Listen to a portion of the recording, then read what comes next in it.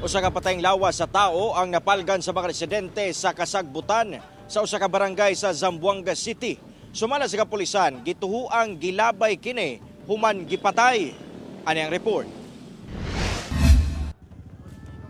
Nangalisbo na ang baho matud pa sa mga residente sa diyang nakaplagan ang patayng lawas sa usa ka tawo sa kasagbutang bahin sa Bypass Road, Morning Breeze, Barangay Tugbungan, Zamboanga City, pasado alas 8 Martes sa gabi.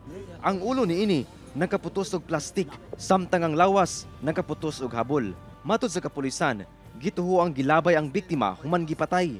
May nakabalot na cellophane yung sa ulo and also naka-wrap din ng kumot itong katawan niya.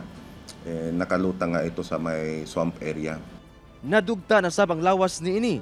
Busa dili pa masuta sa kapulisan kung lalaki ba kini o babae. Ginaberipika pa sab kung duna ba kini sama dinunggaban o pinusilan.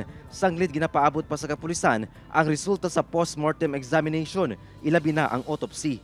Busa nanawagan ang kapulisan sa publiko nga mudangop kanila kung dunay impormasyon kalabot sa insidente ug aron sab mailhan ang biktima. Kami po ay nananawagan din sa ating mga kababayan na kung may mga nakita sila or regarding dito sa insidente, makipagtulungan na lang din sa amin.